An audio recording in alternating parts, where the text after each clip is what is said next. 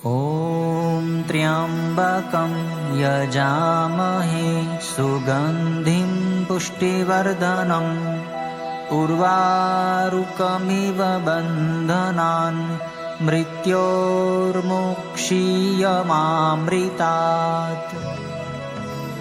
કરોડો બ્રહ્માંડોના નાયક આશુતોષ મહાદેવના દિવ્ય ચરિત્રોનું દિગ્દર્શન કરાવતી પવિત્ર કથા એટલે શિવમહાપુરાણની સત્સંગ ભક્તિ સરિતા.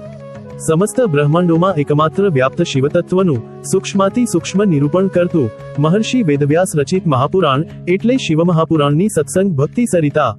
પૂજ્યપાદ સદગુરુ સ્વામી શ્રી નિર્દોષાનંદ સરસ્વતીજી મહારાજના કૃપાપાત્ર સદશિષ્ય સ્વામી શ્રી ભોલાનંદ સરસ્વતીજી મહારાજના ચરખા મુકામે વિક્રમ સંવત 2081ના ચાતુર્માસ દરમિયાન તેઓશ્રીના શ્રીમુખેથી પ્રવાહિત થયેલી શ્રી શિવમહાપુરાણ સત્સંગ ભક્તિ સરિતા. પૂજ્ય શ્રીની અત્યંત સરળ, ભાવ ભક્તિપૂર્ણ, સુસ્પષ્ટ અને સર્વગ્રાહ્ય સુમધુર વાણી દ્વારા વહેતી આ કથા સરિતા હૃદયમાં પ્રસ્ફુટિત કરે છે અદ્ભુત શિવ ચરણાનુરાગ.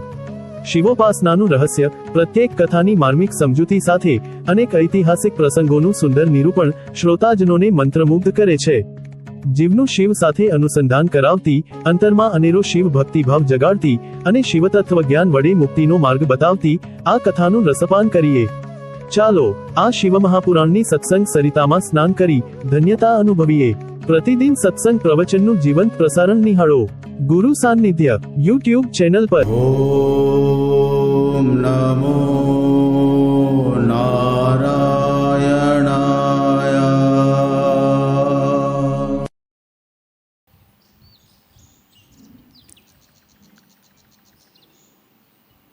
જગતના પ્રત્યેક જીવોના કલ્યાણ માટે, જીવોનો ઉદ્ધાર કરવા માટે ભગવાનની અનેક લીલાઓ આ સૃષ્ટિ ઉપર થતી હોય છે. પ્રકૃતિ દેવી ભગવાનની આજ્ઞા અનુસાર જગતનું સર્જન કરે છે, પાલન કરે છે. સર્જન પાલન સંહારમાં ભગવાનની જ અનેક લીલાઓ થતી હોય છે અને એ પ્રત્યેક લીલાઓનો મુખ્ય ઉદ્દેશ્ય જીવોના કલ્યાણનો હોય છે. મનુષ્ય જ્યાં સુધી જડતાને, પ્રકૃતિને આધીન રહે છે ત્યાં સુધી ભગવાનની લીલાને જાણી શકતો નથી. પણ જ્યારે જડતાને, અજ્ઞાનને છોડીને જ્યારે ભગવાનને શરણે થાય ત્યારે તેની સમજમાં પ્રકૃતિનું રહસ્ય આવી જાય છે. શરણાગત ભક્ત પરમાત્માના પ્રત્યેક વિધાનમાં પરમાત્માની પરમ કૃપાનો અનુભવ કરતો હોય છે. શરણાગત ભક્ત દુઃખમાં પણ ભગવાનની કૃપા માને, સુખમાં પણ ભગવાનની કૃપા માને છે. સુખ અને દુઃખ બંનેને સમાન ગણે છે. ભક્તની દ્રષ્ટિમાં સુખનું કે દુઃખનું કોઈ મૂલ્ય નથી હોતું. એની દ્રષ્ટિમાં તો ભગવાનની કૃપાનું મૂલ્ય હોય છે. ભગવાનની લીલાને જાણવી હોય, એનું રહસ્ય જાણવું હોય તો શરીર ભાવને છોડીને, પ્રકૃતિને છોડીને પરમાત્માની પાસે જાઓ. સ્વીકાર કરો કે હું પરમાત્માનો છું, પરમાત્મા મારા છે. શિવની સાથે જીવનો નિત્ય સંબંધ છે. એ સંબંધ જીવ ઓળખી લે તો એની સમજમાં પ્રકૃતિનું રહસ્ય આવી જાય છે. ભગવાનમાં એને પ્રેમ થઈ જાય છે. દરેક લીલાઓમાં ભગવાન ભક્તો સાથે પ્રેમ કરતા હોય છે. ભગવાનની લીલા ભક્તોને પ્રેમ આપવા માટે થતી હોય છે. એ પ્રેમને જો મનુષ્ય જાણી જાય તો ભગવાન સિવાય અન્ય કોઈ પણ ચીજ વસ્તુમાં, પદાર્થોમાં એ મોહ કરે નહીં. મનુષ્યને જેટલો પ્રેમ શિવ કરે છે એટલો પ્રેમ બીજું કોઈ કરી શકતું નથી. શિવને પોતાના જીવ ઉપર અપાર પ્રેમ છે. શિવ દરેક જીવને ચાહે છે. પાપી જીવ હોય એને પણ પરમાત્મા દુઃખ મોકલીને દંડ આપીને શુદ્ધ કરીને પણ એને પોતાની પાસે લેવા ઈચ્છે છે. ભક્તોને તો ભગવાન ચાહે જ છે. પરમાત્માની દ્રષ્ટિમાં બધા સમાન છે. શિવની દ્રષ્ટિમાં સમતા છે, વિષમતા નથી. પાપી જીવને દંડ આપવામાં પણ ભગવાનની કૃપા જ હોય છે. ભગવાન પ્રત્યેક જીવને શુદ્ધ કરવા ઈચ્છે છે અને એટલા જ માટે જીવની અંદર પાપ આવી ગયો હોય, દોષો દુર્ગુણો આવી ગયા હોય તો ભગવાન એને ધોઈ નાખે છે. જેમ કોઈ બાળક ગંદુ થયું હોય, એની માં એને નવરાવે, સ્નાન કરાવે, બાળક રડે, સ્નાન કરવાની ના પાડે પણ છતાંય માં એને સ્નાન કરાવી જ દે છે, એના રડવા સામે જોતી નથી. બાળક પોતાના દીકરાને શુદ્ધ જોવા ઈચ્છે છે, એમ શિવ જીવને પવિત્ર કરવા ઈચ્છે છે. પવિત્રતા એ આત્માનો સહજ સ્વભાવ છે. આત્મિક દ્રષ્ટિએ આપણે સૌ પવિત્ર છીએ. સંસારના સંગથી જીવની અંદર અપવિત્રતા આવી છે. શિવનું ભજન કરવાથી એ સંસારનો સંગ છૂટે છે, જીવ પવિત્ર થાય છે. શિવકથા જીવને શિવની સાથેનો સંબંધ જાગૃત કરી દે છે, ઓળખાવી દે છે. શિવકથા આપણને શિવનું રહસ્ય સમજાવીને શિવની કૃપાનો અનુભવ કરાવે છે. શિવકથામાં શિવ ભક્તોને અત્યંત આનંદ આવે છે. શિવ કેવી કેવી લીલાઓ કરે છે. શિવ ત્યાગી છે પણ છતાં દેવતાઓની ભક્તોની પ્રાર્થનાને કારણે શિવ ગૃહસ્થાશ્રમ સ્વીકારે છે. ગૃહસ્થાશ્રમ સ્વીકાર્યા પછી પણ શિવ જેમ સંસારી જીવ હોય ભોગની અંદર લિપ્ત થાય, એમ શિવ ભોગની અંદર લિપ્ત થતા નથી. શિવની પાસે ભોગ આવી શકે નહીં. શિવ તો યોગી છે. ભોગી જીવ યોગી ન થઈ શકે, રોગી થઈ શકે. શિવ તો યોગી છે. શિવની પાસે ભોગ નથી, રોગ નથી, દુઃખ નથી, શોક નથી. શિવની પાસે તો શાંતિ છે. શિવની પાસે ત્યાગ છે. શિવની પાસે પ્રેમ છે. શિવની પાસે વૈરાગ્ય છે. શિવની પાસે મુક્તિ છે. શિવ સ્વયં મુક્તિ સ્વરૂપ છે. શિવ મુક્તેશ્વર છે.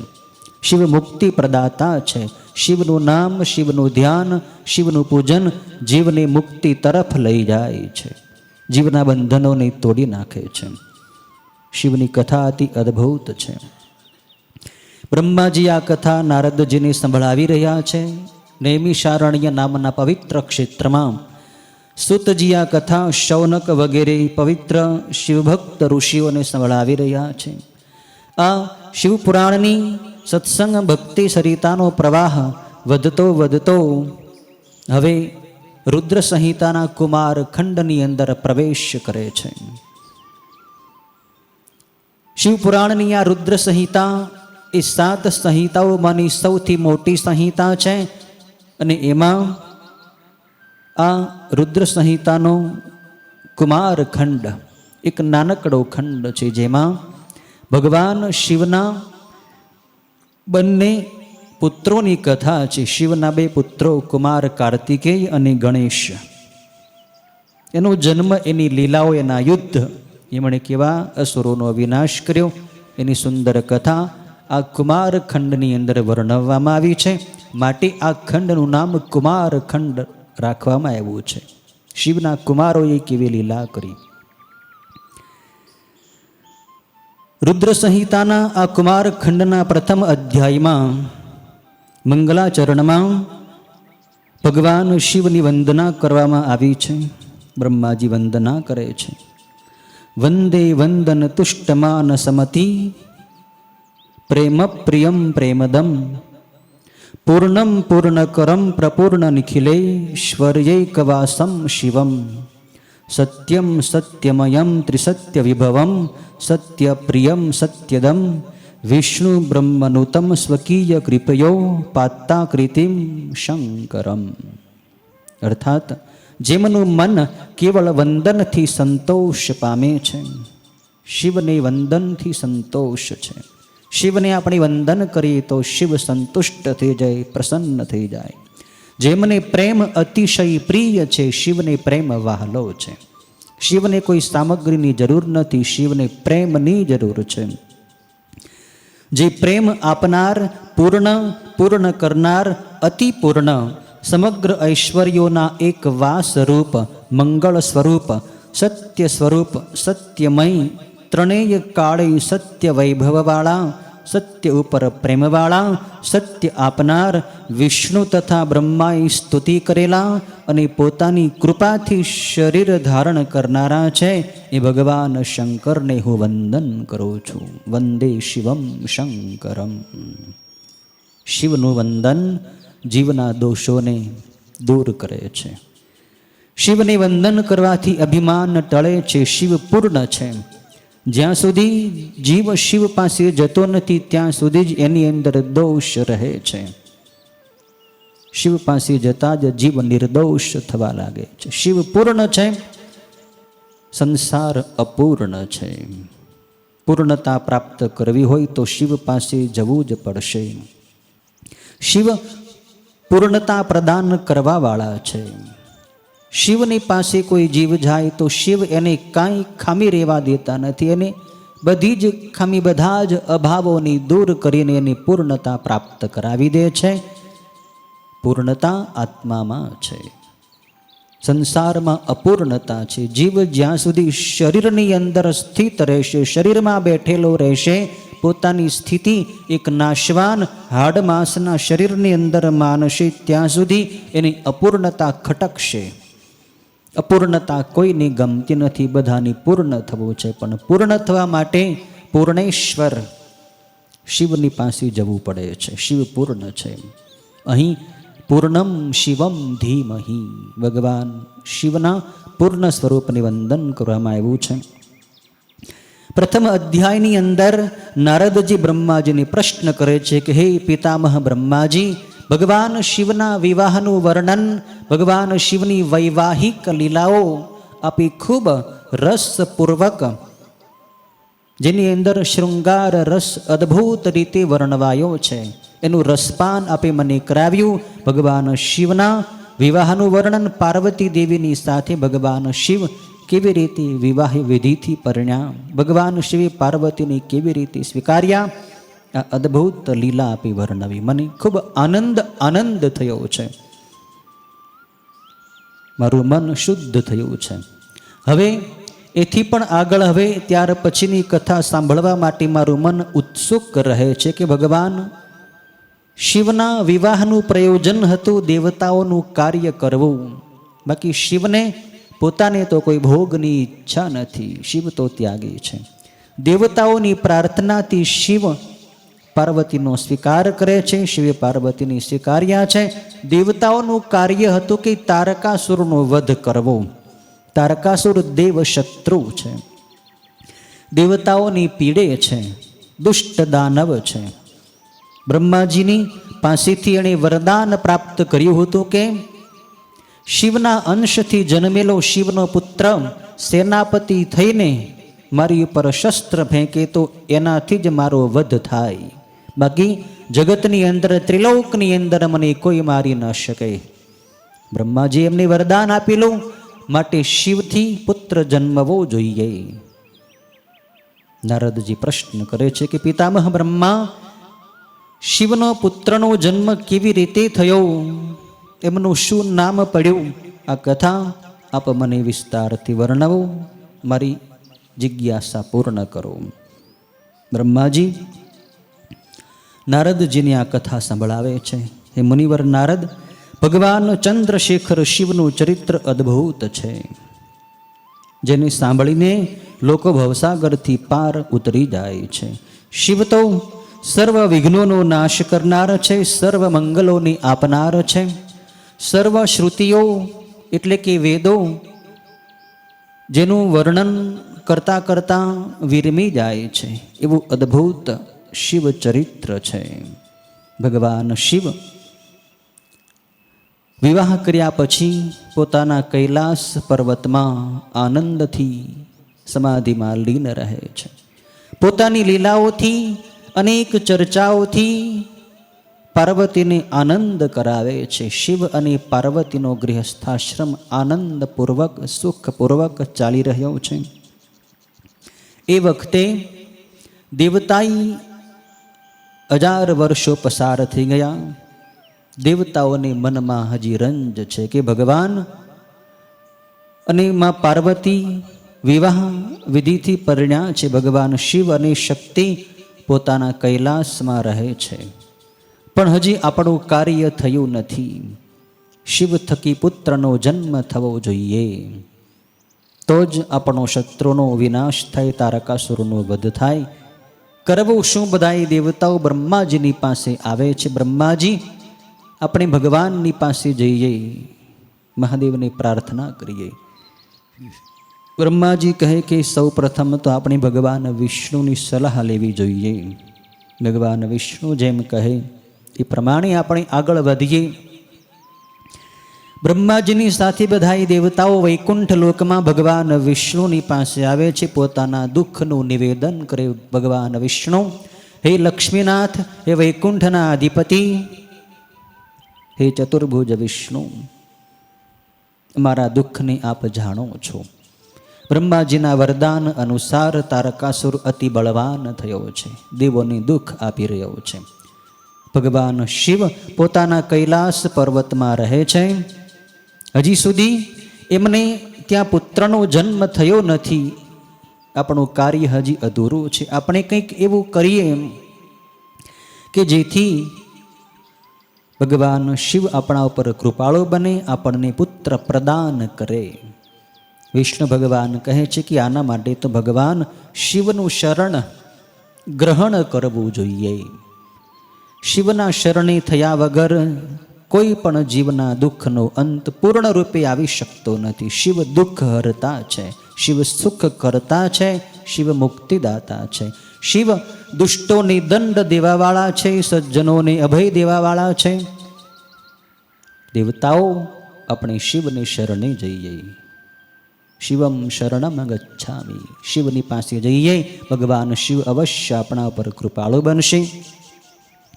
દેવતાઓનો સમુદાય ભગવાન વિષ્ણુ સહિત કૈલાસ પર્વત ઉપર આવે છે. ભગવાન શિવ પોતાના કૈલાસ પર્વતની અંદર અનેક લીલાઓ કરતા પાર્વતીને આનંદ આપી રહ્યા છે.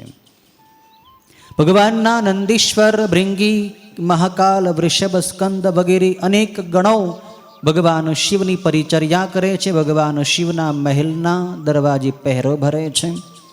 દેવતાઓ, દેવ સમુદાય કૈલાસ પર્વત ઉપર આવીને ભગવાન શિવના ગણોને પ્રાર્થના કરે છે કે ભગવાન શિવને અમારા સમાચાર આપો કે દેવતાઓ આપના વંદન માટે, આપણે પ્રાર્થના કરવા માટે આવ્યા છે. મહાદેવ પધારે તો અમારે અમારું દુઃખ ભગવાનને કહેવું છે. આપ અમારા વતી પ્રાર્થના કરો. ત્યારે બધાય શિવના ગણો વતી નંદીશ્વર છે એ દેવતાઓને સમજાવે છે કે તમે ભગવાન શિવ તો દયાળુ છે, ગમે ત્યાં રહીને તમે પોકાર કરો. શિવ દુઃખીઓનો પોકાર જરૂર સાંભળે છે. હે દેવતાઓ, તમે ભગવાન શિવની સ્તુતિ કરો. ભગવાન શિવ તમારી સ્તુતિને જાણે છે, તમારા ભાવને જાણી લે છે. ભગવાન શિવ તો ભાવ ગમ્ય છે. ભાવનાથી શિવને પામી શકાય. તમે ભાવ કરો, તમે પ્રાર્થના કરો, તમે સ્તુતિ કરો, શિવ આવશે, શિવ દર્શન આપશે, શિવ તમારા દુઃખને દૂર કરશે. તમે સ્તુતિ કરો. દેવતાઓ રુદન કરતા કરતા ભગવાન શિવને પ્રાર્થના કરી, મહાદેવ પધારો. મહાદેવ, આપના બાળકો આપના આંગણે ઊભા છે, અમે આપના ભિક્ષુક ભિખારી છે. મહાદેવ, આપ અમારા દાતા છો, આપ દુઃખ હરતા છો, દેવોને સુખ કરવાવાળા છો. મહાદેવ પધારો, અમારી પ્રાર્થનાને સાંભળો. મહાદેવની પાસે કરુણ ક્રંદન રુદન કરે છે. દેવતાઓ ઊંચા સાદે રડે છે. પ્રથમ અધ્યાયની અંદર આ કથા છે, દેવતાઓની પ્રાર્થનાની કથા છે. બીજા અધ્યાયની અંદર કથા છે દેવતાઓની પ્રાર્થના સાંભળીને ભગવાન મહાદેવ પોતાના મહેલમાંથી, કૈલાસ પર્વતમાંથી બહાર પધારે છે. પ્રવેશ દ્વારમાં આવે છે. દેવતાઓ ભગવાન શિવને વંદન કરે છે. પોતાના દુઃખની વાત કરે છે. ભગવાન શિવ કહે છે કે દેવતાઓ, હું તમારા દુઃખને જાણું છું. હવે તમારા કાર્યનો સમય આવી ગયો છે. હવે તમારું દુઃખ ટળવાનું છે. તમે ઘણા સમયથી જેના માટે પ્રયત્ન કર્યો છે, એ પ્રયત્ન હવે સફળ થઈ રહ્યો છે. હું શક્તિ પ્રદાન કરું છું. એ શક્તિથી મારો પુત્ર જન્મશે. હું એવી શક્તિ આપું છું કે જે શક્તિથી મારા અંશથી મારો પુત્ર જન્મશે અને એ તમારું કાર્ય કરશે, તમારા શત્રુ તારકાસુરનો વિનાશ કરશે. પણ એ શક્તિને તમારામાંથી કોઈ પણ દેવતાએ ગ્રહણ કરવી પડશે. જેની તાકાત હોય મારી શક્તિને ગ્રહણ કરવાની, ઝીલવાની, એ શક્તિને ઝીલે. ભગવાન શિવે પોતાના દિવ્ય વિગ્રહમાંથી એક શક્તિ પ્રગટ કરી છે. પણ દેવતાઓમાંથી કોઈ દેવતાની તાકાત નથી કે શિવની શક્તિને ઝીલી શકે. પછી બધાએ દેવ સમુદાય વતી અગ્નિદેવ આગળ આવ્યા છે. અગ્નિદેવે ભગવાન શિવની એ શક્તિને ગ્રહણ કરી. પણ આ તો શિવની પ્રચંડ શક્તિ છે. સામાન્ય દેવ શિવની શક્તિને ગ્રહણ ન કરી શકે. આ તો પ્રચંડ શક્તિ છે. જેની અંદર પવિત્રતા હોય, જેની અંદર દિવ્યતા હોય, જેની અંદર શુદ્ધતા હોય, એ જ શિવની શક્તિને ઝીલી શકે છે. અગ્નિ પણ ખળભળી ગયા છે. હવે કરવું શું? ભગવાન શિવની શક્તિ ઝીલવા માટે, પકડવા માટે અગ્નિદેવ સમર્થ થયા ને એ પણ ધ્રુજી ગયા છે. અગ્નિદેવ પણ પોતે બળવા માંડ્યા છે. કરવું શું? દેવતાઓ અગ્નિદેવની સલાહ આપે છે કે તમે જો આ શક્તિ ઝીલવાની સમર્થ ન હો તો કોઈ સ્ત્રીઓને આ શક્તિ આપી દો. સ્ત્રીઓની અંદર ગ્રહણ શક્તિ વધારે હોય છે. એટલે અગ્નિદેવ ત્યાં પોતાની શક્તિ પવિત્ર સ્ત્રીઓને આપવા માટે તૈયાર થાય છે. ત્યારે એ વખતે પ્રાતઃકાળમાં 7 સપ્તર્ષિઓની જે પત્નીઓ છે એ માઘ માસમાં એટલે કે ઠંડીની ઋતુ હોય, મહા મહિનો હોય, ત્યારે અતિશય ઠંડી હતી. અને એ પ્રાતઃકાળમાં વહેલી સવારમાં સ્નાન કરવા માટે ઋષિઓની પત્નીઓ જાય છે. સપ્તર્ષિઓની 7 પત્નીઓ છે, એમાં અરુંધતી દેવી પણ છે. સ્નાન કરવાથી એ 7 ઋષિ પત્નીઓને ઠંડી લાગી છે. ઠંડીના નિવારણ કરવા માટે અગ્નિ પાસે, અગ્નિ તાપવા માટે એ જાય છે. પણ અરુંધતી એમને અટકાવે છે કે તમે અગ્નિ પાસે જશો નહીં, કેમ કે અરુંધતીની અંદર દિવ્ય જ્ઞાન છે. અરુંધતીની ખ્યાલ છે કે અગ્નિ પાસે જો આ સ્ત્રીઓ જશે તો અગ્નિદેવ પોતાની શક્તિ આ સ્ત્રીઓને આપી દેશે અને એ શક્તિ અદ્ભુત છે, શિવની શક્તિ છે. સ્ત્રીઓ સહન નહીં કરી શકે. પણ ઠંડી અતિશય હતી, સ્ત્રીઓ ધ્રુજતી હતી. એટલે અરુંધતીની વાતને અવગણીને એ 6 ઋષિ પત્નીઓ અગ્નિદેવની પાસે જાય છે. બરાબર એ વખતે અગ્નિદેવે પોતાની ઉષ્ણતાના માધ્યમથી એ શિવની શક્તિ એ ઋષિ પત્નીઓને અર્પણ કરી દીધી છે. ઋષિ પત્નીઓ એનાથી ધ્રુજે છે. ભગવાન શિવની શક્તિ એનામાં આવી ગઈ. એ 6 સ્ત્રીઓ એ શક્તિને ગ્રહણ કરવા સમર્થ ન થઈ શકી. એટલે એનાથી ત્રાસી ગઈ એ શક્તિથી. પછી એ શક્તિ એ 6 ઋષિ પત્નીઓ હિમાલય પર્વત ઉપર આવેલા કૈલાસ પર્વત ઉપર છોડી દે છે. પણ આ તો શિવની શક્તિ છે. હિમાલય કૈલાસ પર્વત પણ એ શિવની શક્તિને પકડવા, ગ્રહણ કરવા સમર્થ ન થયો. હિમાલય પણ ધ્રુજવા માંડ્યો, કૈલાસ પર્વત પણ ધ્રુજે છે. એણે એ શક્તિને ગંગાજીના પ્રવાહની અંદર ફેંકી દીધી છે. ગંગાજીથી પણ આ શક્તિ ઝીલી શકાણી નહીં. એટલે ગંગાજીએ એ શિવની શક્તિને એક ઘાસના ઢગલા ઉપર છોડી દીધી છે. અને બરાબર એ વખતે ઘાસના ગુચ્છમાં, ઘાસના ઢગલામાં એ શક્તિમાંથી એક સુંદર, એક પ્રતાપી, એક વીરતાવાળા, એક અતિશય સૌંદર્યથી ભરપૂર દિવ્ય બાળકનો જન્મ થયો છે. એ બાળક કોઈ સામાન્ય બાળક નથી, એ તો શિવપુત્ર છે, એ રુદ્રના પુત્ર છે, તમામ શક્તિથી પૂર્ણ છે. કાસડાના એટલે કે ઘાસના ગુચ્છા ઉપર ભગવાન શિવના પુત્રનો જન્મ થયો છે. બાળક પ્રગટ થયા છે. માગશર મહિનાની સુદ છઠની તિથિએ એટલે કે માગશર મહિનાની પહેલી છઠ આવે એ દિવસે કાર્તિક સ્વામીનો જન્મ થયો છે, શિવના પુત્રનો જન્મ થયો છે. એટલે એ તિથિને સ્કંદ ષષ્ઠી કહેવાય છે. સ્કંદ એ કાર્તિકેયનું નામ છે, પુત્રનું નામ કાર્તિકેય પડ્યું છે. છઠ્ઠેરી તિથિએ એ જન્મ્યા છે. કાર્તિકેયને 6 મુખ છે. 6 મુખવાળા કાર્તિકેય છે. અદ્ભુત પરાક્રમ અને સુંદરતા છે. ત્રીજા અધ્યાયની અંદર કથા છે. કાર્તિક સ્વામીનો જન્મ થયો, પણ એને જન્મ સંસ્કાર આપવાવાળા કોઈ ઋષિ ત્યાં હાજર નહોતા.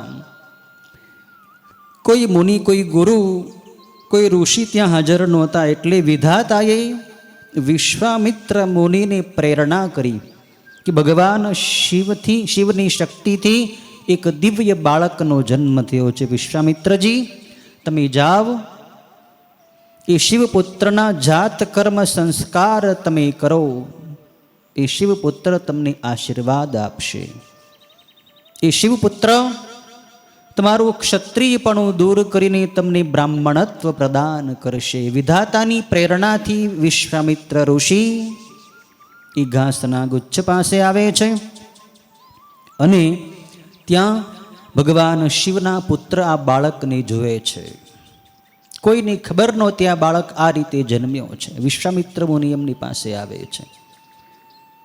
ત્યારે કાર્તિકેય એ મુનિને કહે છે કે હે વિશ્વામિત્ર મુનિ, તમે મારા પુરોહિત થાઓ, તમે મારા ગૌર થાઓ, તમે મારા સંસ્કાર દાતા થાઓ. હજી સુધી મારા સંસ્કાર થયા નથી. ત્યારે વિશ્વામિત્ર મુનિ કાર્તિકેયને વંદન કરીને કહે છે કે હે શિવપુત્ર, હે કુમાર કાર્તિકેય, પુરોહિતનું કામ તો બ્રાહ્મણ કરી શકે, હું બ્રાહ્મણ નથી, હું તો ગાધી રાજાનો પુત્ર, ગાધી વંશજ છું, વિશ્વામિત્ર છું. મારી અંદર હજી બ્રાહ્મણત્વ આવ્યું નથી. બ્રાહ્મણત્વ આવે પછી હું પુરોહિતપણું સ્વીકારી શકું. કુમાર કાર્તિકેય વિશ્વામિત્રને આશીર્વાદ આપે છે કે મુનિવર, આજથી હું તમને આશીષ આપું છું કે તમારું ક્ષત્રિયપણું દૂર થયું, હવેથી તમે બ્રાહ્મણ થયા, હવેથી તમે બ્રહ્મર્ષિ થયા. અત્યાર સુધી તમે રાજર્ષિ હતા, હવે તમે બ્રહ્મર્ષિ થયા છો. વશિષ્ઠ વગેરે મોટા ઋષિઓ પણ હવે તમને બ્રહ્મર્ષિ કહીને બોલાવશે. હવે તમે મારા પુરોહિત થવા માટે યોગ્ય છો. હવે તમે મારા જાત સંસ્કાર કરો. વિશ્વામિત્ર મુનિએ શિવપુત્રના જાત કર્મ સંસ્કાર કર્યા છે. પછી કાર્તિકેય સ્વામીએ વિશ્વામિત્ર મુનિને દિવ્ય જ્ઞાન આપ્યું છે અને વિશ્વામિત્રને પોતાના પુરોહિત બનાવ્યા છે. આ લીલા થઈ રહી હતી. એ અવસરે અગ્નિદેવ ત્યાં આવ્યા છે. અગ્નિદેવને થયું કે આ તો જે શક્તિને ભગવાન શિવે મને આપી હતી એ શક્તિથી જન્મેલા આ બાળક છે. એટલે ખરેખર તો આ મારા જ પુત્ર થયા, મારા જ બાળક થયા. ત્યારે અગ્નિદેવ એ બાળકને પોતાના પુત્ર માનીને એમને આલિંગન કરે છે. અગ્નિદેવ પોતાના એ પુત્રને શક્તિ નામનું શસ્ત્ર આપે છે. અગ્નિદેવનું શસ્ત્ર છે શક્તિ. એ શક્તિરૂપી શસ્ત્ર કાર્તિકેયને આપે છે. કાર્તિકેય જોતામાં મોટા થઈ જાય છે. આ તો શિવની શક્તિ, શિવના પુત્ર છે, એટલે એમને વધવામાં કંઈ વાર થોડી લાગે. એમને શક્તિ પ્રાપ્ત કરવામાં, એમને મોટું શરીર પ્રાપ્ત કરવામાં કંઈ સમયની પ્રતીક્ષા ન કરવી પડે. અગ્નિદેવ પાસેથી શક્તિ નામનું શસ્ત્ર ગ્રહણ કરીને કુમાર કાર્તિકેય ક્રૌંચ નામના પર્વત ઉપર ચડી ગયા છે. અને એ ક્રૌંચ પર્વત ઉપર કુમાર કાર્તિકેયે એ શક્તિનો પ્રહાર કર્યો, જેથી એ પર્વતનું શિખર જમીન ઉપર તૂટી પડ્યું. એ વખતે 10 પદ્મ જેટલી સંખ્યામાં વીર રાક્ષસો ત્યાં પ્રગટ થયા અને એ વીર રાક્ષસો કાર્તિકેયનો વધ કરવા માટે એની સામે ધસી આવ્યા છે. પણ કાર્તિકેય બળવાન છે. કાર્તિકેયે પોતાની શક્તિથી પ્રહાર કરીને એ બધાય 10 પદ્મ જેટલી સંખ્યાના જેટલા રાક્ષસો હતા એ બધાય રાક્ષસોનો વિનાશ કરી નાખ્યો છે. એ પછી ઇન્દ્ર દેવતાએ આવીને એ કાર્તિકેયના જમણા પડખામાં પ્રહાર કર્યો છે. એમાંથી શાખ નામે મહાબળવાન પુરુષ ઉત્પન્ન થયો. ડાબા પડખા ઉપર પ્રહાર કર્યો ઇન્દ્ર દેવતાએ કાર્તિકેયના ડાબા પડખા ઉપર, તો એમાંથી વિશાખ નામનો બળવાન પુરુષ પ્રગટ થયો છે. પછી એ ઇન્દ્ર દેવતાએ એમના હૃદયની અંદર વજ્ર માર્યું કાર્તિકેયના, ત્યારે નૈગમન નામનો બળવાન ત્રીજો પુરુષ પ્રગટ થયો. એ ત્રણેય પુરુષોની સાથે કાર્તિકેયે ઇન્દ્રનો નાશ કરવા જલ્દી તૈયારી કરી છે. તો ઇન્દ્રદેવ ત્યાંથી પલાયન થઈ ગયા છે, પોતાના લોકની અંદર જતા રહ્યા છે. ઇન્દ્ર પણ કાર્તિકેયથી ભયભીત થઈ ગયા છે. આવી આ લીલા બાલ્યાવસ્થામાં કાર્તિક સ્વામીએ કરી છે. આ બાળક આવી રીતે લીલાઓ કરે છે અને એ અવસરે પેલે જે ઋષિઓની 6 પત્નીઓ હતી જેનું નામ કૃત્તિકા હતું, કૃત્તિકા નામની 6 ઋષિ પત્નીઓ એ ત્યાં સ્નાન કરવા માટે આવી અને એણે આ બાળકને જોયો. એ પણ ઓળખી ગઈ કે આ બાળક તો અમારો જ બાળક છે. જે શક્તિ ભગવાન શિવે અગ્નિદેવને આપી હતી, અગ્નિએ અમને આપી હતી, અમે એ શક્તિ સહન ન કરી શક્યા એટલે એ શક્તિ અમે પર્વત ઉપર ફેંકી દીધી હતી. એ જ શક્તિથી જન્મેલા આ શિવપુત્ર છે. એટલે ખરેખર આ અમારા જ બાળક છે, અમે એની માતાઓ કહેવાઈએ. એ બાળક ઉપર આ 6 સ્ત્રીઓને માતૃવત વાત્સલ્ય થયું છે, પ્રેમ થયો છે. બધી સ્ત્રીઓએ એ બાળકને ગોદમાં લઈને રમાડે છે કે આ મારા બાળક છે, આ મારા બાળક છે. 6 સ્ત્રીઓને આનંદ થયો કે આ અમારા બાળક જન્મ્યા છે. ભગવાન કાર્તિકેયે એ 6 સ્ત્રીઓને માતા માની છે અને માતાની ગોદમાં આ કુમાર કાર્તિકેય અદ્ભુત લીલાઓ કરે છે, એને પ્રેમ આપે છે, એને સ્નેહ આપે છે. બધી સ્ત્રીઓ આનંદ પામે છે અને પોતાના પુત્રને વસ્ત્ર આપે છે, ઘરેણાઓ આપે છે. રોજ નવા ભોજન બનાવીને કુમાર કાર્તિકેયને જમાડે છે, લાલન પાલન પોષણ કરે છે. શિવપુત્ર એ કૃત્તિકાઓ ઋષિ પત્નીઓના ઘરની અંદર ઉછરે છે. એ વખતે વિષ્ણુ ભગવાન વગેરે સર્વ દેવતાઓને પણ આનંદ થયો છે. શિવના પુત્રનો જન્મ થયો એટલે સર્વત્ર આનંદ મંગલ થયું હતું. દેવતાઓને પણ અંતરની અંદર આનંદ થયો હતો કે હવે કોઈ શક્તિનો જન્મ થયો છે, જે શક્તિ વડે અસુર તારકાસુરનો વિનાશ થશે. 4થા અધ્યાયની અંદર કુમાર કાર્તિકેય ક્યાં છે એની શોધ કરવા માટે ભગવાન શિવ પોતાના ગણોને મોકલે એની કથા છે. બ્રહ્માજી નારદજીને કહે છે કે મા પાર્વતીએ એકવાર પોતાના પતિદેવ ભગવાન શિવને વાત કરી કે પ્રભુ તમે તમારી શક્તિ દેવતાઓને આપી હતી, પણ પછી એ શક્તિનું દેવતાઓએ શું કર્યું, એ શક્તિ અત્યારે ક્યાં છે એની કાંઈ ખબર નથી. તો આપ એની તપાસ કરાવો. માં પાર્વતીની પ્રેરણાથી, માં પાર્વતીની ઈચ્છાથી ભગવાન શિવ દેવતાઓને બોલાવીને કહે છે કે હે દેવતાઓ, તમે કહો મારી શક્તિનું શું થયું છે, મેં તમને શક્તિ આપી હતી. દેવતાઓ પહેલાં તો જાણતા નહોતા, એકબીજા દેવતાઓ એકબીજાની સામે જોવે છે. પછી ભગવાન શિવ કહે છે કે હે દેવો, તમે સ્પષ્ટ કહો, તમને બધો ખ્યાલ છે મારી શક્તિનું શું થયું, એ શક્તિ ક્યાં ગઈ છે મારે જાણવું છે. તમે બતાવશો તો તમને હું દંડ નહીં આપો, નહીંતર હું તમને દંડિત કરીશ. પછી વિષ્ણુ ભગવાન અને બ્રહ્માજી પણ બધાય દેવતાઓને એક પછી એક પૂછે છે. બ્રહ્માજી કહે છે કે ભગવાન શિવની એ શક્તિ અગ્નિદેવની પાસે હતી. અગ્નિદેવે ઝીલી હતી એ શક્તિને. તો એ અગ્નિદેવને પૂછો એટલે અગ્નિદેવને પૂછવામાં આવ્યો. અગ્નિદેવે બધી વાત કરી કે મેં તો કૃત્તિકાઓને આપી દીધી હતી. કૃત્તિકાઓને પૂછવામાં આવ્યું તો એ કૃત્તિકાઓએ કહ્યું કે અમે તો એ પર્વત ઉપર ફેંકી દીધી હતી. હિમાલય પર્વતને પૂછવામાં આવ્યું એટલે એણે કહ્યું કે શક્તિ ગંગાને આપી હતી. ગંગા કહે કે મેં તો ઘાસ ઉપર ફેંકી દીધી હતી. આવી રીતે એક પછી એક દેવતાઓ બોલતા ગયા અને પછી ખ્યાલ આવ્યો કે ઘાસના ગુચ્છામાં પુત્રનો જન્મ થયો છે. શિવની શક્તિથી પુત્ર જન્મ્યો છે અને આ કૃત્તિકાઓ જ એ પુત્રને હમણાં ઉછેરી રહી છે. કૃત્તિકાઓની પાસે એ પુત્ર છે. એટલે ભગવાન શિવ પોતાના નંદીશ્વર વગેરે મોટા મોટા ગણોને વીરભદ્ર, વિશાલાક્ષ, શંકુકર્ણ, મહાકાલ, વજ્રદ્રષ્ટ વગેરે મોટા મોટા ગણોને કહે છે કે તમે જાઓ અને એ કૃત્તિકાઓની પાસેથી મારા પુત્રને અહીં રથમાં બેસાડીને સન્માનપૂર્વક લઈ આવો. ભગવાન શિવની આજ્ઞાથી બધાએ ગણો કુમાર કાર્તિકેયને લેવા માટે કૃત્તિકાઓની પાસે આવે છે. બધાએ ગણોએ પહેલાં તો એ કૃત્તિકાઓના આશ્રમને ઘેરી લીધો છે. એટલે કૃત્તિકાઓ ડરી ગઈ કે આ શિવના બધાએ ગણો અહીં અચાનક આવી પહોંચ્યા છે, આપણા આશ્રમને ઘેરી લીધા છે, હવે કરવું શું?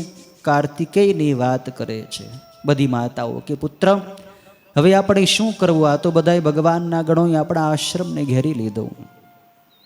કુમાર કાર્તિકેય માતાઓની ધીરજ આપે. માતા હું છું ને, તમારે ડરવાની કોઈ જરૂર નથી, તમે નિશ્ચિંત રહો.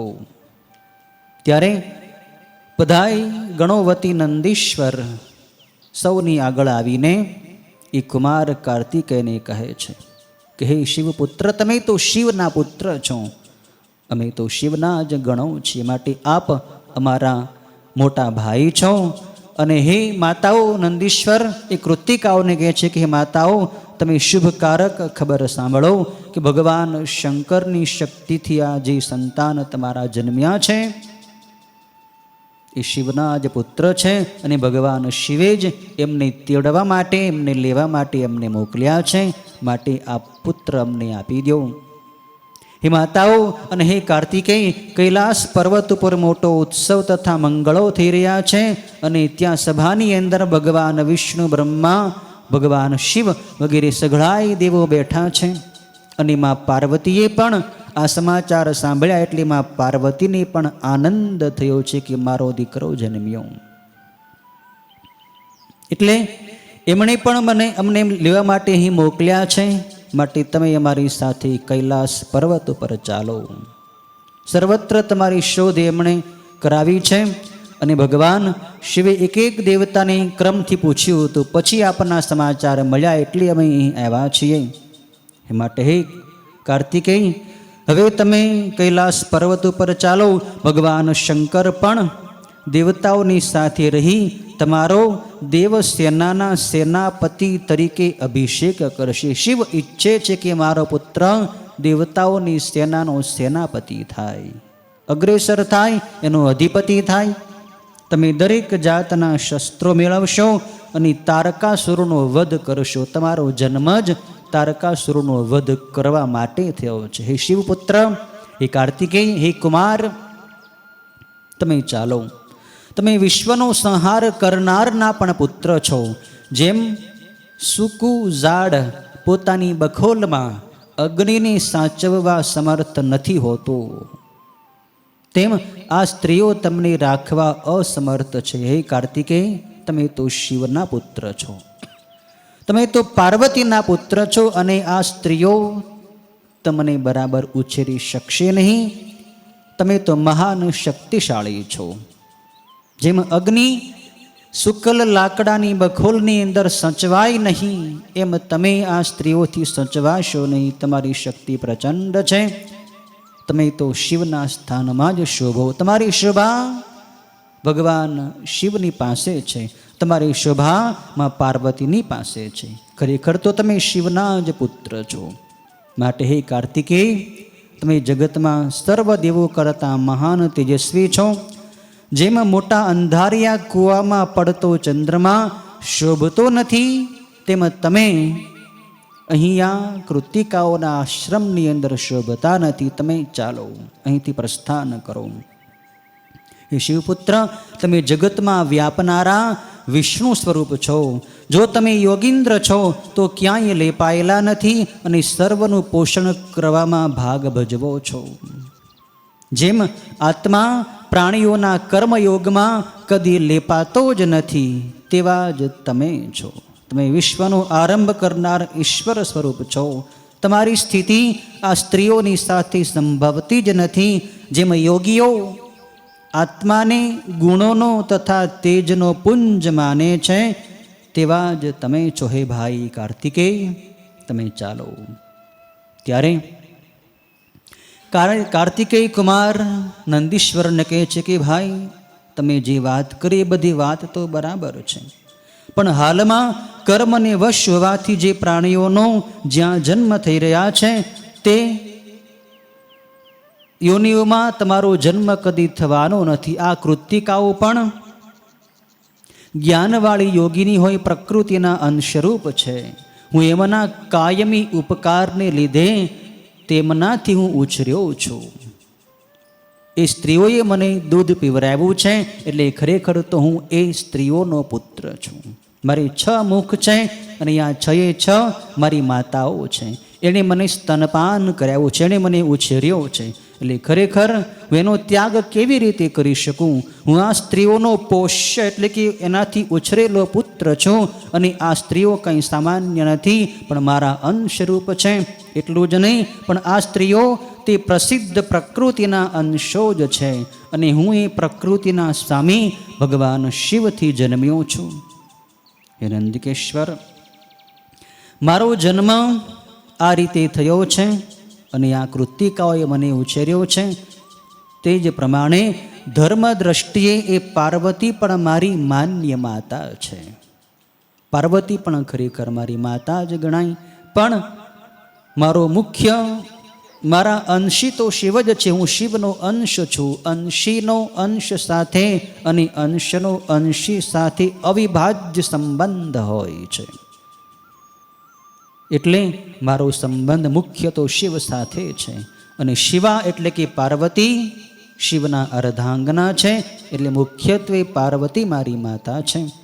અને એમણે મને આજ્ઞા કરી છે, એમણે મને બોલાવ્યો છે. તો હવે હું આ 6 કૃતિકા માતાઓને વંદન કરીશ, એમને હું મનાવીશ, એમને સમજાવીશ, અને પછી એ મને રજા આપે પછી જ હું અહીંથી પ્રસ્થાન કરી શકું. શિવપુત્ર એ 6 કૃતિકાઓને સમજાવે છે કે હે માતાઓ, આપ મને જવા દો. આપનો મારા ઉપર બહુ મોટો ઉપકાર છે. આપે મને પાળ્યો પોષ્યો છે, આપે મને સ્તનપાન કરાવ્યું છે, આપે મારું પોષણ કર્યું છે, આપે મને વસ્ત્રો આપ્યા છે, આપે મને ભોજન કરાવ્યું છે. આપ મારી માં છો. પણ માતાના પ્યારની અંદર પુત્ર રહે તો એનો વિકાસ ન થઈ શકે. મારે તો ઘણા કામ કરવાના છે અને મારા જન્મનો ઉદ્દેશ જ અસુરોનો સંહાર કરવાનો છે. દેવતાઓનું મારે કાર્ય કરવાનું છે. માટે દેવતાઓ જ્યાં ભગવાન શિવની પાસે છે ત્યાં મારે જવું જોઈએ. મારા પિતાની મને આજ્ઞા છે, એ મને બોલાવે છે તો હું ત્યાં જવા માટે તૈયાર થયો છું. પણ આપની આજ્ઞા વિના હું ત્યાં જઈ ન શકું. હે માતાઓ, આપ રાજી ખુશીથી મને જવા માટેની આજ્ઞા આપો. આપ મારા મોહનો ત્યાગ કરો. મારો મોહ છોડીને આપ મને જવા દો, તો જ હું મારું કાર્ય કરી શકીશ, તો જ મારા જન્મનો હેતુ સિદ્ધ થશે. પહેલાં તો એ કૃતિકાઓ રડે છે. પુત્રના વિયોગને સહન કરી શકતી નથી. પહેલાં તો મૂર્છિત થઈ જાય છે. પણ કુમાર કાર્તિકેય એ 6 માતાઓને પ્રેમથી સમજાવે છે, એટલે કૃતિકાઓ માની જાય છે. પછી રાજી ખુશીથી વિદાય કરે છે કે ભલે હે પુત્ર, તમે જગતમાં જઈને મોટા કાર્ય કરશો તો એને કારણે અમારી જ કીર્તિ જગતમાં થવાની છે. કે આ વીર કાર્તિકેયની માતાઓ કોણ હતી? અમારું જ નામ લોકમાં પ્રસિદ્ધ થશે, માટે અમે તમને ખુશીથી જવા દઈએ છીએ. 6 ઋષિ પત્નીઓએ કુમાર કાર્તિકેયને વિદાય આપી છે. કાર્તિકેય શિવગણોની સાથે રથ ઉપર બેસીને ભગવાન શિવના કૈલાસ પર્વત તરફ પ્રયાણ કરે છે.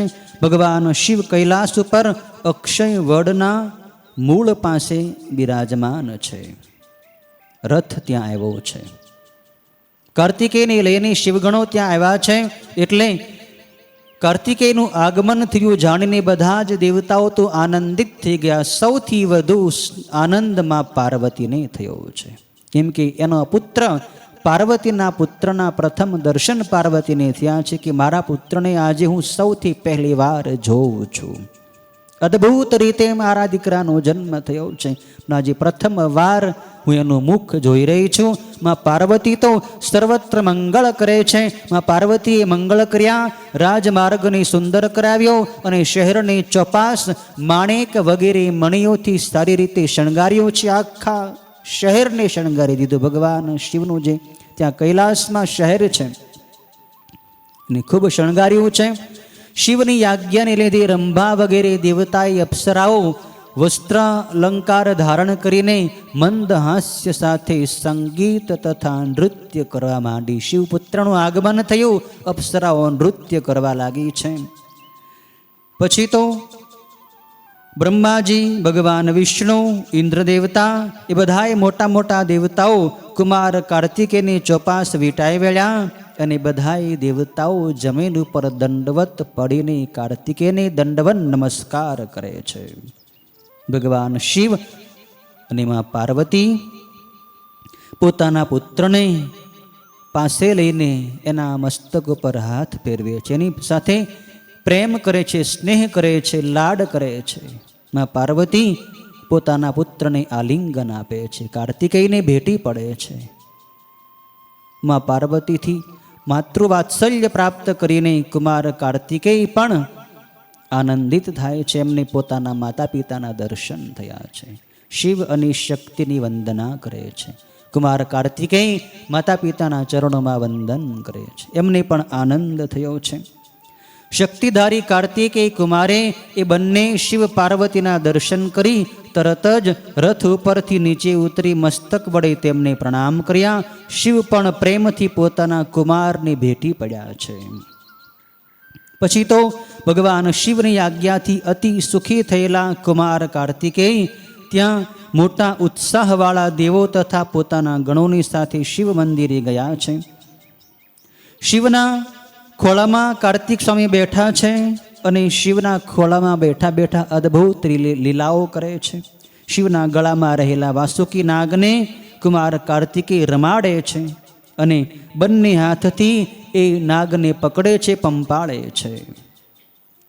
બાલ્યાવસ્થામાં બાળક જેવી લીલા કરે, જેવી રમત કરે એવી લીલાઓ કુમાર કાર્તિકેય અહીં કરે છે. પછી તો સર્વ દેવતાઓ પોતપોતાની પાસે જે રત્નો અલંકારો છે અને જે શસ્ત્રો છે એ બધાય શસ્ત્રો અને અલંકારો કુમાર કાર્તિકેયને આપે છે. કેમ કે કુમાર કાર્તિકેયને જ હવે એમના સૈન્યના સેનાપતિ પદને સંભાળવાનું છે. એટલે વેદ મંત્રોથી પવિત્ર તથા સર્વ તીર્થોના જળથી ભરેલા સેંકડો ઉત્તમ રત્ન કળશોથી હર્ષપૂર્વક કાર્તિકેયને સ્નાન કરાવવામાં આવ્યું છે. ત્યારબાદ વિષ્ણુ ભગવાને શ્રેષ્ઠ રત્નોના સાર વડે રચેલો મુકુટ, બાજુબંધ અને પોતાની વૈજયંતી માળા તથા સુદર્શન નામનું ચક્ર વિષ્ણુ ભગવાને કાર્તિકેયને આપ્યું છે. ભગવાન શિવે પોતાનું ત્રિશૂળ, પિનાક ધનુષ્ય, ફરસી, શક્તિ, પાશુપત બાણ, સંહાર કરનારું અસ્ત્ર અને શ્રેષ્ઠ વિદ્યા એ પોતાના જ પુત્ર કુમાર કાર્તિકેયને આપી છે. બ્રહ્માજીએ કાર્તિકેયને યજ્ઞોપવિત એટલે કે જનોઈ આપી છે, વેદો આપ્યા છે, વેદ માતા ગાયત્રી આપી છે, કમંડળ આપ્યું, બ્રહ્માસ્ત્ર આપ્યું અને શત્રુઓનો નાશ કરનારી વિદ્યા બ્રહ્માજીએ કુમાર કાર્તિકેયને ભણાવી છે. દેવતાઓના રાજા ઇન્દ્રે શ્રેષ્ઠ ઐરાવત હાથી અને વજ્ર એ કુમાર કાર્તિકેયને આપ્યા. વરુણ દેવતાએ ધોળું છત્ર અને રત્નની માળા કાર્તિકેયને આપી. ભગવાન સૂર્યે મન જેવા વેગવાળો રથ એ કુમાર કાર્તિકેયને આપ્યો અને સાથે મહાન રચનાવાળું બખ્તર પણ આપ્યું છે. યમરાજે પોતાનો યમદંડ આપ્યો અને અમૃતના સમુદ્રે અમૃતનો કળશ કાર્તિકેયને આપ્યો છે. અગ્નિએ પોતાના પુત્ર કાર્તિકેયની શક્તિ નામનું શસ્ત્ર તો આપ્યું જ હતું. નિવૃત્તિ દેવે પોતાનું શસ્ત્ર અને વાયુદેવે વાયવ્યાસ્ત્ર નામનું અસ્ત્ર કાર્તિકેયને આપ્યું છે. કુબેરે ગદા આપી છે. ઈશ્વરે ત્રિશૂળ આપ્યું છે. તેમજ સઘળાએ દેવતાઓએ જાત જાતના શસ્ત્રો અને અનેક પ્રકારની ભેટો કુમાર કાર્તિકેયને આપી છે. કામદેવે હર્ષયુક્ત થઈને એ કુમાર કાર્તિકેયને કામાસ્ત્ર નામનું અસ્ત્ર આપ્યું છે અને પરમ આનંદપૂર્વક ગદા અને પોતાની વિદ્યાઓ તેમને આપી છે. ક્ષીર સમુદ્રે અમૂલ્ય રત્નો અને રત્નના ઝાંઝર કાર્તિકેયને આપ્યા છે. હિમાલયે દિવ્ય આભૂષણો અને વસ્ત્રો આપ્યા. ગરુડે ચિત્રબર્હણ નામનો પોતાનો પુત્ર ભેટ તરીકે કુમાર કાર્તિકેયને આપ્યો છે. અરુણે તામ્રચૂડ નામનો બળવાન કુકડો આપ્યો છે કાર્તિકેયને. મા પાર્વતીએ મંદ હાસ્ય કરીને હર્ષ પામી સર્વોત્કૃષ્ટ પરમ ઐશ્વર્ય તેમજ અતિશય લાંબા કાળનું આયુષ્ય પોતાના પુત્ર એ કુમાર કાર્તિકેયની મહાન પ્રેમથી આપ્યા છે. મા લક્ષ્મીએ દિવ્ય સંપત્તિ તથા મનોહર મોટો હાર અને મા સાવિત્રીએ સમસ્ત સિદ્ધ વિદ્યાઓ કાર્તિકેયને આપી છે. બીજી પણ જે દેવીઓ હતી એમણે એ બાળકનું રક્ષણ કરનારી દેવીઓએ પોતપોતાની વસ્તુઓ તેમને ભેટ આપી છે. આ જોઈને શિવ અને પાર્વતી પણ અતિ પ્રસન્ન થયા છે. ભગવાન શિવ કહે છે કે હે દેવતાઓ, તમે મારા પુત્રને અદ્ભુત ભેટ આપી શસ્ત્રો આપ્યા છે. હવે તમે માગો, હું તમારું શું કાર્ય કરું? તમારે શું વરદાન મારી પાસેથી જોઈએ છે? દેવતાઓ ભગવાનને કહે છે કે મહાદેવ, અમારી એક જ ઈચ્છા છે કે હવે શીઘ્રાતિશીઘ્ર જલ્દીથી જલ્દી આપના પુત્ર વડે તારકાસુરનો વિનાશ કરાવો. આજ અમારો મુખ્ય હેતુ છે, આજ અમારું મુખ્ય કાર્ય છે. આપ એ તારકાસુરનો વધ કરાવરાવો. ભગવાન એમને વચન આપે છે અને તારકાસુરનો વધ કરાવવા માટે મહાદેવ પોતાના પુત્ર કાર્તિકેયને મોકલે છે. ત્યારે શિવની આજ્ઞાથી બ્રહ્મા, વિષ્ણુ વગેરે સર્વ દેવતાઓ એકઠા મળીને કાર્તિકેયને આગળ કરી તરત જ કૈલાસ પર્વત ઉપરથી નીકળે છે. એમ કૈલાસ પર્વત ઉપરથી નીકળી વિષ્ણુએ વિશ્વકર્માની આજ્ઞા કરી, તેથી તેમણે એ પર્વતની પાસે જ અદ્ભુત નગર બનાવ્યું. એમાં વિશ્વકર્માએ કાર્તિકેય માટે પરમ ઉજ્જવળ અદ્ભુત દિવ્ય ઘર બનાવ્યું. એ નગરના અધિપતિ કુમાર કાર્તિકેયને બનાવવામાં આવ્યા છે. વિશ્વકર્માએ અદ્ભુત નગર બનાવી મહેલ બનાવ્યો. એ મહેલમાં કુમાર કાર્તિકેયને બિરાજમાન કરાવ્યા. કાર્તિકેય માટે સુંદર શ્રેષ્ઠ સિંહાસન બનાવ્યો છે. વિષ્ણુ વગેરે દેવતાઓની સાથે બધાએ દેવતાઓએ સર્વ તીર્થના જળ વડે ભક્તિથી કાર્તિકેયનો સેનાપતિ પદ તરીકે અભિષેક કર્યો છે. અને સર્વ પ્રકારે ત્યાં બહુ મોટો ઉત્સવ થયો છે. ભગવાન વિષ્ણુએ હર્ષથી બ્રહ્માંડોનું અધિપતિપણું કુમાર કાર્તિકેયને આપ્યું છે. ભગવાન વિષ્ણુએ આખા બ્રહ્માંડના અધિપતિ કુમાર કાર્તિકેયને બનાવ્યા છે. બ્રહ્માંડનું સ્વામીપણું પ્રાપ્ત કરી કુમાર કાર્તિકેય બધાય દેવતાઓના રક્ષક થયા છે. 6થા અધ્યાયની અંદર એક નાનકડી સુંદર કથા છે. આ રીતે કુમાર કાર્તિકેય ત્યાં એ નગરના અધિપતિ બન્યા છે. હજી તારકાસુરને મારવાની તૈયારી કરી રહ્યા હતા. એ જ અરસામાં એક નારદ નામનો એક બ્રાહ્મણ કાર્તિકેયની પાસે આવે છે અને પ્રાર્થના કરે છે. કહે છે કે હે સ્વામીને કાર્તિકેય, મારું વચન તમે સાંભળો, મને આજે કષ્ટ આવ્યું છે. હું તમારી શરણે આવ્યો છું, મારું કષ્ટ આપ દૂર કરો. હું અજમેધ નામનો યજ્ઞ કરી રહ્યો હતો અને એ અજમેધ યજ્ઞમાં જે બકરો યજ્ઞની વિધિ કરવા માટે જોઈએ એ બકરો પણ હું લાવ્યો હતો, પણ એ બકરો પોતાનું બંધન તોડાવીને મારા ઘરેથી ક્યાંક જતો રહ્યો છે. એ ક્યાં ગયો એ હું જાણતો નથી. મેં ઘણી ઘણી તપાસ કરી પણ એ મને મળ્યો નથી. હવે મારો યજ્ઞ અધૂરો છે. બકરો ન મળે ત્યાં સુધી યજ્ઞ પૂર્ણ ન કરી શકું. તમે યજ્ઞના રક્ષક છો, આપ મારા એ બકરાનો પત્તો મેળવી મને એ બકરો પ્રાપ્ત થાય એવી કૃપા કરો.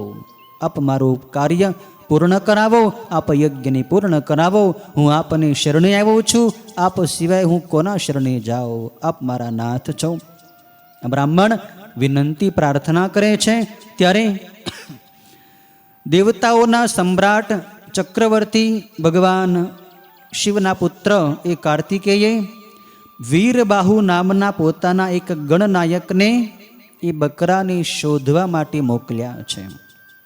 એટલે એ વીરબાહુ નામના ગણનાયક એ બ્રાહ્મણના બકરાની શોધ માટે ગયા છે.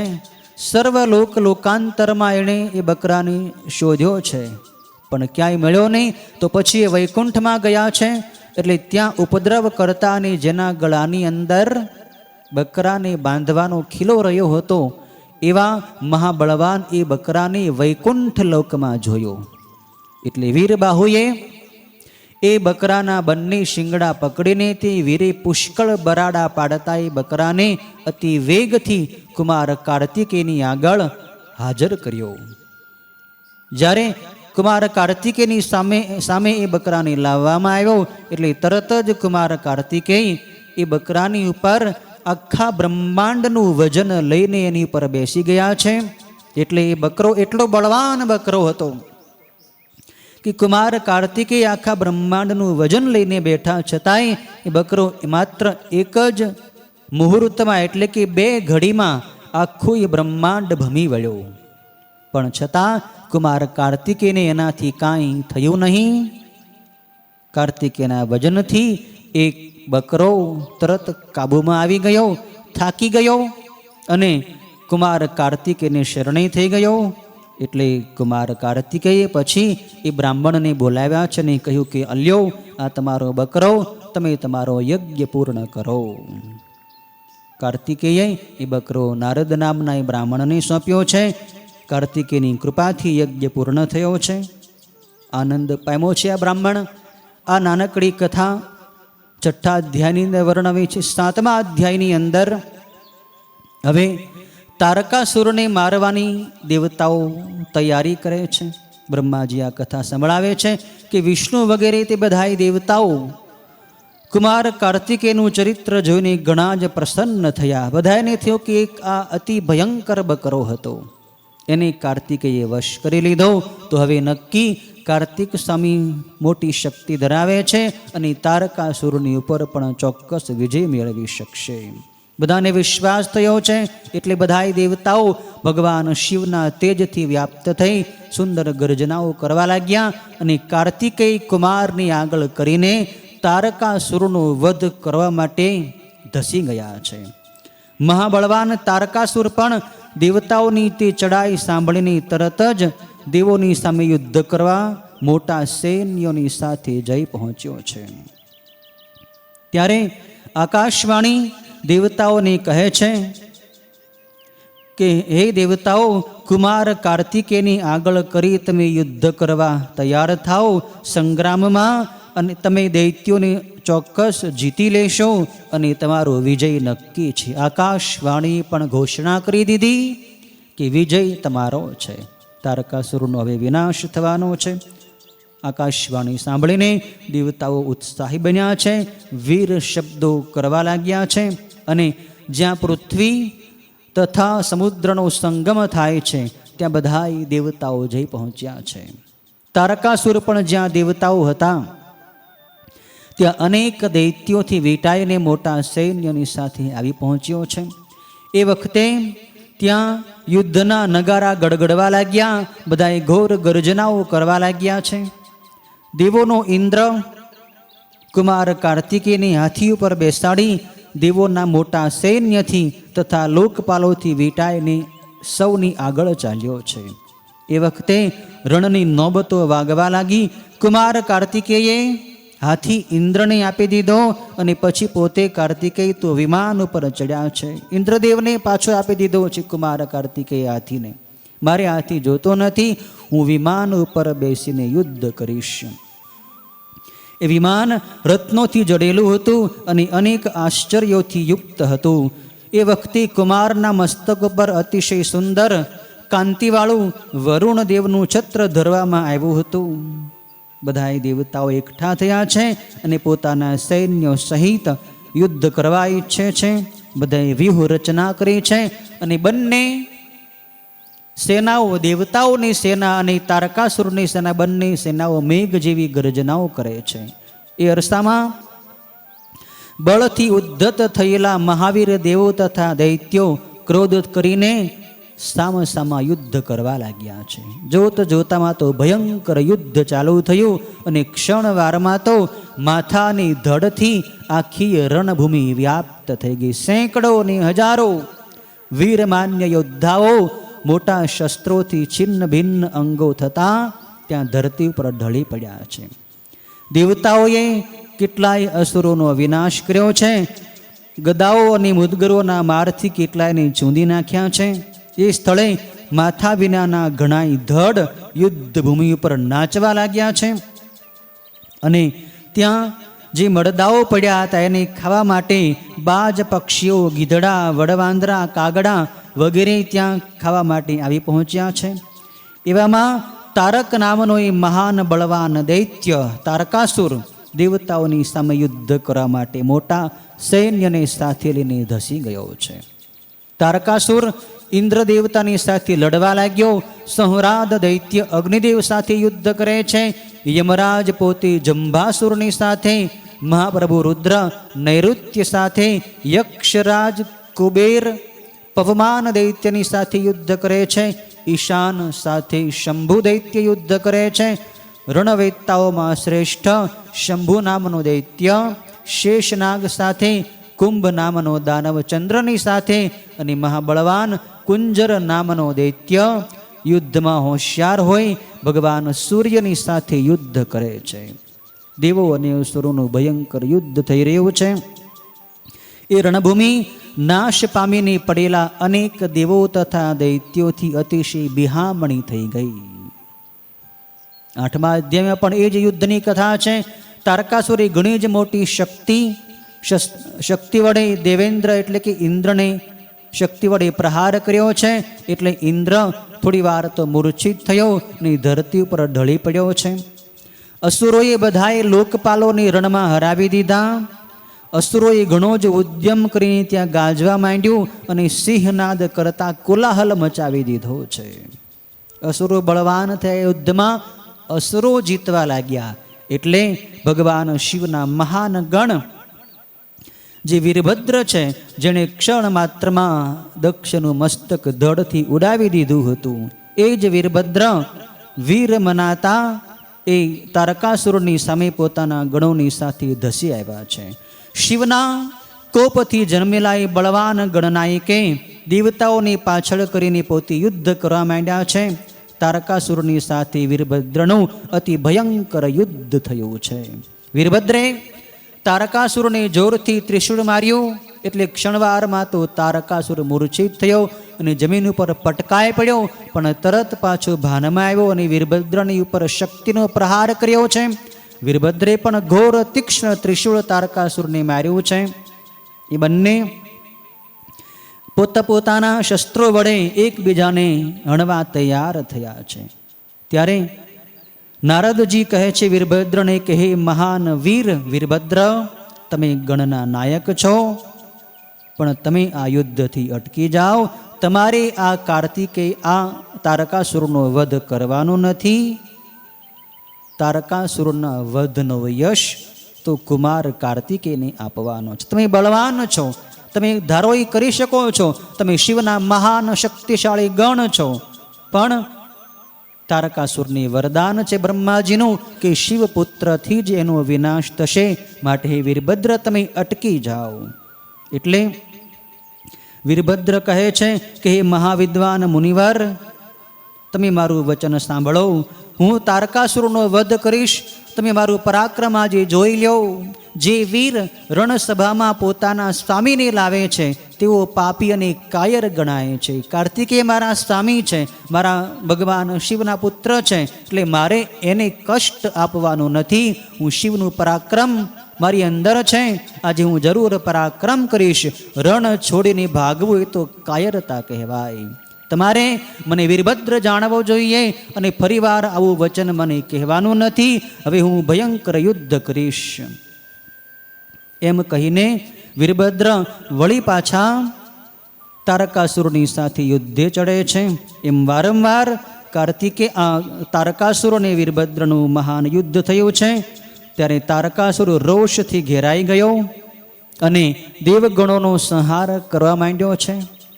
શિવના ચરણ કમળનું સ્મરણ કરીને સર્વોત્કૃષ્ટ ત્રિશૂળ એ વખતે ગ્રહણ કર્યું છે વીરભદ્રે, અને તેના તેજથી બધી દિશાઓ ઝળહળી ગઈ. ત્યારે એમની આજ્ઞાને લીધે ત્યાં દેવતાઓએ પછી વીરભદ્રને અટકાવ્યા છે કે હે વીરભદ્ર આપ અટકી જાઓ. તારકાસુરને તો કાર્તિકેય જ મારશે, એટલે એમની આજ્ઞાને લીધે વીરભદ્ર અટકી ગયા છે. અને મહાવીર અસુર નાયક તારકાસુર કોપી ઉઠ્યો છે. પછી તો એને જોઈને ભગવાન વિષ્ણુ તરત કોપ કરીને તારકાસુરની સામે ધસી ગયા. શારંગ ધનુષ લઈને ભગવાન વિષ્ણુ એ તારકાસુરની સાથે યુદ્ધ કરવા ધસી ગયા છે. ભગવાન વિષ્ણુ અને તારકાસુરનું યુદ્ધ થયું છે. વિષ્ણુના ઘણાય બાણો તારકાસુરે કાપી નાખ્યા અને તારકાસુરે શક્તિ શસ્ત્ર વડે ભગવાન વિષ્ણુ પર ઘણા પ્રહારો કર્યા છે. ભગવાન વિષ્ણુએ સુદર્શન ચક્ર પણ ઉઠાવ્યું છે, પણ એ દૈત્યરાજ પાછો મૂર્છિત થયા છતાંય પાછો ઊભો થઈને વળી ભગવાન વિષ્ણુની સાથે યુદ્ધ કરે છે. 9મા અધ્યાયની અંદર ઇન્દ્ર, વિષ્ણુ અને વીરભદ્ર ત્રણેય દેવતાઓ તારકાસુર સાથે યુદ્ધ કરે છે. એની કથા છે. તારકાસુરને ભગવાન વિષ્ણુ મારી શકશે જ નહીં એમ બ્રહ્માજી કહે છે, અને કાર્તિકેયને કહે છે કે હે કાર્તિકેય, હવે તમે જાઓ. આ રણમાં તમારે પરાક્રમ કરવાનું છે અને તમારા હાથે જ આનો વધ નક્કી છે. મેં પણ તારકાસુરને વરદાન આપી રહ્યું છે કે શિવપુત્રથી જ એનો વધ થશે. માટે આ ઇન્દ્ર, વિષ્ણુ કે વીરભદ્ર પણ એને મારી શકશે નહીં. એટલે કુમાર કાર્તિકેય પછી ભગવાન શિવનું સ્મરણ કરીને યુદ્ધ ભૂમિમાં આવે છે. તારકાસુરનું અને કુમાર કાર્તિકેયનું અતિશય દુસ્સહ યુદ્ધ એ વખતે થયું.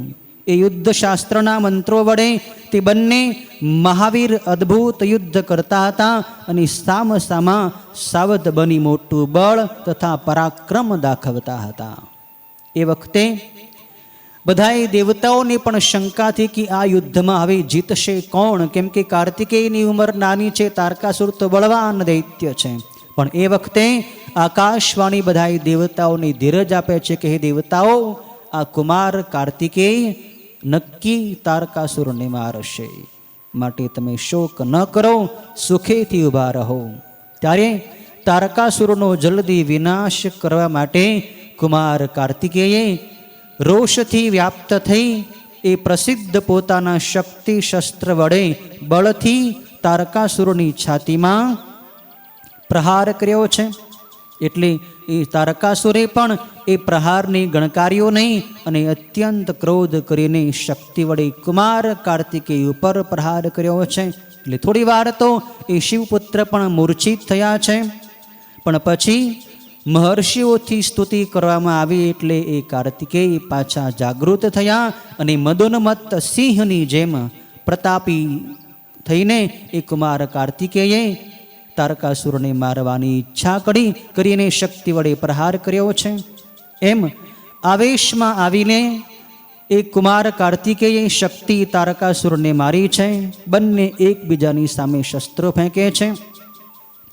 એમ પર્વતોને, દેવોને તથા દેવગણોને સારી રીતે આશ્વાસન આપી કુમારે અતિશય તેજસ્વી શક્તિ શસ્ત્ર ઉઠાવ્યું છે.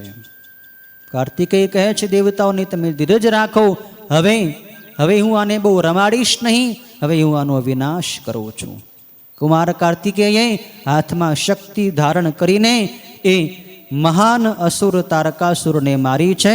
એટલે એ તારકાસુરને એ શક્તિ વડે પ્રહાર કરવામાં આવ્યો એટલે તુરંત જ એ અસુરના અંગો એકદમ છિન્ન ભિન્ન થઈ ગયા અને સર્વ અસુર ગણોનો અધિપતિ એ મહાવીર તારકાસુર તરત જ ધરતી ઉપર ઢળી પડ્યો અને મૃત્યુ પામ્યો છે.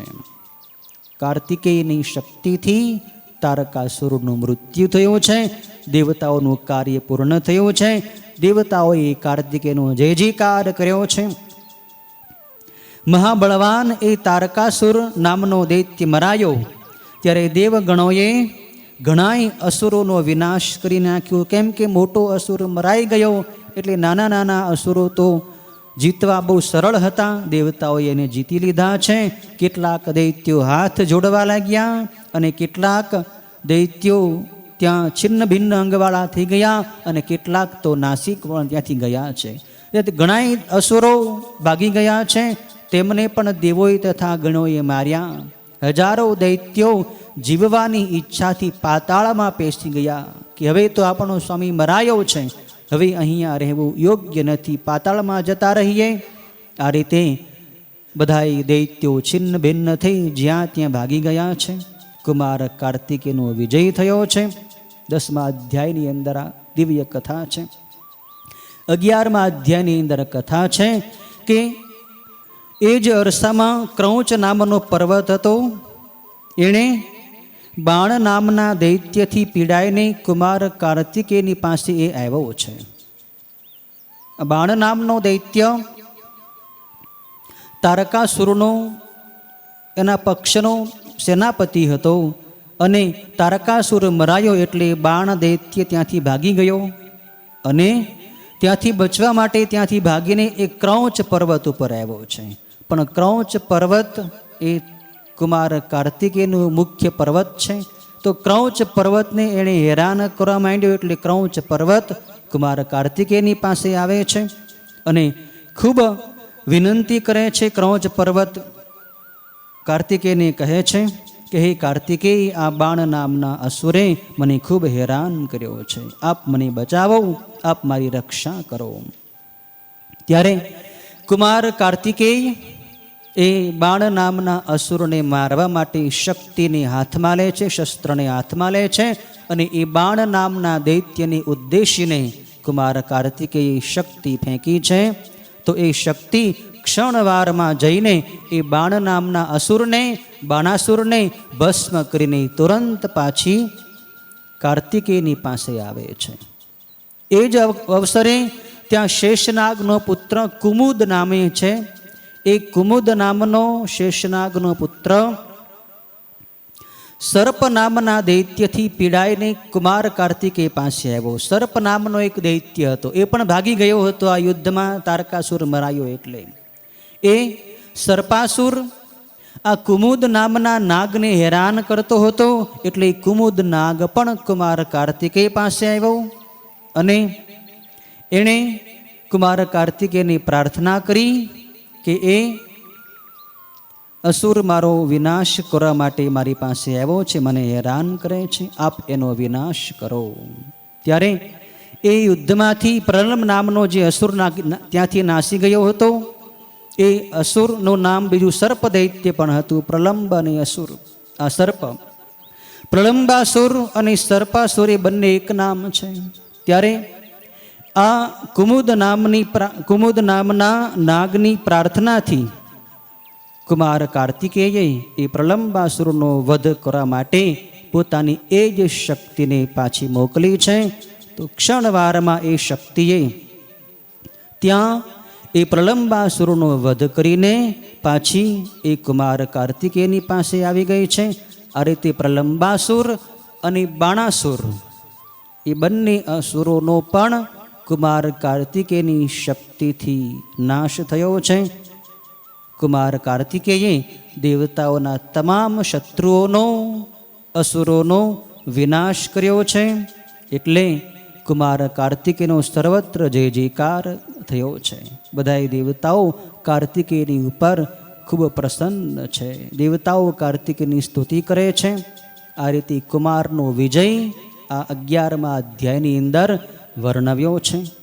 ત્યાર પછી 12મા અધ્યાયની અંદર શિવ અને શિવા એ કાર્તિકેયની ઉપર ખૂબ પ્રસન્ન થાય. ભગવાન મહાદેવ અને માં પાર્વતીને પણ થયું કે ધન્ય છે આપણા પુત્રને. આ નાની ઉંમરમાં મોટા મોટા તારકાસુરો જેવા દૈત્યોનો એણે વધ કરી નાખ્યો. એટલે શિવ અને શક્તિએ પણ અનેક આશીર્વાદ આ કુમાર કાર્તિકેયને આપ્યા છે. એની સુંદર કથા 12મા અધ્યાયની અંદર છે. 13મા અધ્યાયની અંદર ભગવાન શિવના બીજા પુત્ર ગણપતિની કથા છે. ગણપતિનો જન્મ કેવી રીતે થયો, ગણપતિએ જન્મ લઈને કેવી લીલાઓ કરી અને માં પાર્વતીને કેવી રીતે પ્રસન્ન કર્યા, એની સુંદર અને દિવ્ય કથા બ્રહ્માજી નારદજીને અને સૂતજી શૌનક વગેરે ઋષિઓને આવતીકાલે સંભળાવશે. ઓમ પૂર્ણમદ પૂર્ણમિદં પૂર્ણાત પૂર્ણમુદચ્યતે પૂર્ણસ્ય પૂર્ણમાદાય પૂર્ણમેવાવશિષ્યતે. ઓમ શાંતિ શાંતિ શાંતિ. ઓમ નમઃ શિવાય. ઓમ નમઃ શિવાય. ઓમ નમઃ શિવાય. ઓમ નમઃ શિવાય. ઓમ હર હર ભોલે નમઃ શિવાય. ઓમ હર હર ભોલે નમઃ શિવાય. ઓમ નમઃ શિવાય. ઓમ નમઃ શિવાય. ઓમ નમઃ શિવાય. ઓમ નમઃ શિવાય. ઓમ હર હર ભોલે નમઃ શિવાય. ઓમ હર હર ભોલે નમઃ શિવાય. ઓમ નમઃ શિવાય. ઓમ નમઃ શિવાય. ઓમ નમઃ શિવાય. ઓમ નમઃ શિવાય. ઓમ હર હર ભોલે નમઃ શિવાય. ઓમ હર હર ભોલે નમઃ શિવાય. ઓમ નમઃ શિવાય. ઓમ નમઃ શિવાય. ઓમ નમઃ શિવાય. ઓમ નમઃ શિવાય. ઓમ હર હર ભોલે નમઃ શિવાય. ઓમ હર હર ભોલે નમઃ શિવાય. ઓમ નમઃ શિવાય. ઓમ નમઃ શિવાય. ઓમ નમઃ શિવાય. ઓમ નમઃ શિવાય. ઓમ હર હર ભોલે નમઃ શિવાય. ઓમ હર હર ભોલે નમઃ શિવાય. ઓમ નમઃ પાર્વતી પતયે. હર હર મહાદેવ.